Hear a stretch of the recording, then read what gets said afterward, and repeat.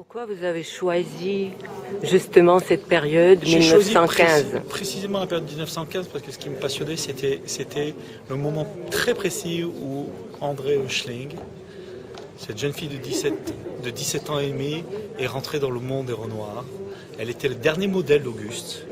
Elle a réveillé le désir de peindre chez Auguste et elle a été par la suite, en fait, celle qui a montré le chemin à Jean vers le cinéma, celle qui lui a permis de devenir cinéaste. Et donc, il y avait cette histoire, il y avait cette situation absolument formidable entre un père et un fils, la transmission entre un grand peintre et un futur grand cinéaste. Et cette transmission s'est faite à travers une jeune fille. Et ça a été aussi quand même la transmission finalement entre un modèle et une actrice, du cinéma à la peinture. Et voilà, la situation était absolument formidable pour un cinéaste de raconter cette histoire à la fois de peintre et à la fois de cinéaste à travers l'amour qu'on peut avoir un père et un fils pour la même jeune fille. Mais justement, en parlant cinéaste, rien ne peut préfigurer chez ce jeune homme modeste et retenu le grand Jean Renoir. Oui, ça c'était passionnant parce qu'on a une idée par rapport au grand Jean Renoir, par rapport au grand cinéaste, d'avoir toujours un imaginaire que les grands talents sont des vocations précoces, ce qui n'a pas été le cas du tout de Jean. Jean était un garçon qui était écrasé par l'image de son père, qui était un immense artiste, et aussi impressionné par son grand frère, qui était aussi un grand acteur, et qu'il n'avait pas précisément de manière précise une vocation. Et il a fallu qu'il y ait une jeune fille de 17 ans qui n'avait aucune culture, mais qui se rêvait dès 1915 comme une actrice d'Hollywood, comme une actrice hollywoodienne, et qui voulait devenir actrice, et qui lui a poussé à devenir metteur en scène en lui disant « Moi, je veux être une actrice comme une actrice de Hollywood, de Gloria Swanson, etc. » Et ça, c'est vraiment pas commun d'imaginer qu'un grand cinéaste n'ait pas eu de vocation très jeune, en fait. En fait, elle a commencé justement dans cette veine très picturale, Jean Renoir. Bien sûr, justement à cause d'elle. Bien sûr, à cause d'elle, à cause de son père, à cause de l'influence picturale. Et donc puis elle a épuisé, elle voulait continuer un petit peu l'œuvre de son père, quelque part. Bien sûr. Et justement, on trouve cette influence dans ce que faites vous. On sent cette palette, les couleurs, toute la réalité qui devient sensation de la chair, que tout est chair, tout est sensation, Absolument. Tout est émotion, tout, cela veut dire on ne sent pas qu'elle a physique charnelle à l'écran. Charnel. Bien sûr, c'est ce qu'on retrouve dans toute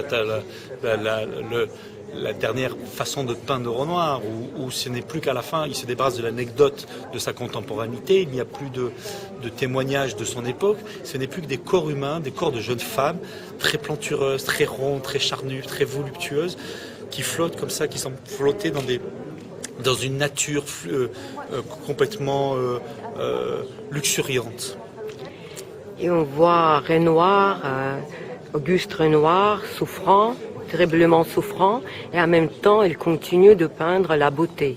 Voilà, ça c'est le grand mystère, la grande beauté du personnage d'Auguste, c'est que malgré la douleur, malgré la maladie qu'il gagne, malgré le deuil de sa femme, malgré que c'est la guerre, malgré que ses deux fils soient blessés au front, il s'est astreint toute sa vie à ne laisser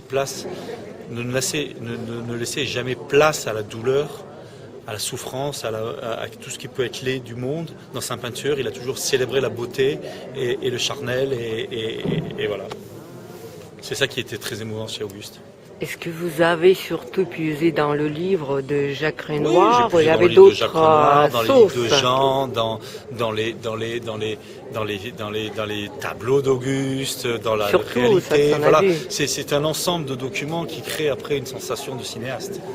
Vous trouvez deux mots sur la Côte d'Azur, cet endroit. La Côte d'Azur de 1915 est un endroit absolument paradisiaque, idyllique, et que, hélas, l'urbanisme contemporain a beaucoup massacré. Et que, voilà, à un moment donné, pour reconstruire cette nature absolument parfaite qu'avait connue Auguste, j'ai dû la composer, j'ai dû travailler dessus. J'ai trouvé un endroit qui s'appelle le domaine de Rayol dans le Var, qui était d'origine absolument un endroit magnifique, mais il n'y avait pas d'olivier dans cet endroit. Donc je fais venir avec des grues, des oliviers de 6 tonnes, qu'on a déplacés d'Espagne pour les ramener, pour reconstruire cette nature. C'est-à-dire qu'on a travaillé sur la nature de la même manière qu'on travaille sur un décor, avec des jardiniers, avec un long travail de préparatoire, etc. Est-ce que le film a été déjà vu aux États-Unis? Alors aux États-Unis, il commence à y avoir il a été sélectionné par l'American Film Institute parmi les 10 meilleurs films de l'année européens. Il va être sorti, belle sortie américaine par Samuel Goldwyn au printemps, et le film est vendu dans le monde entier. De la Corée en passant par évidemment la Russie. Le film a été acheté à Cannes par l'ensemble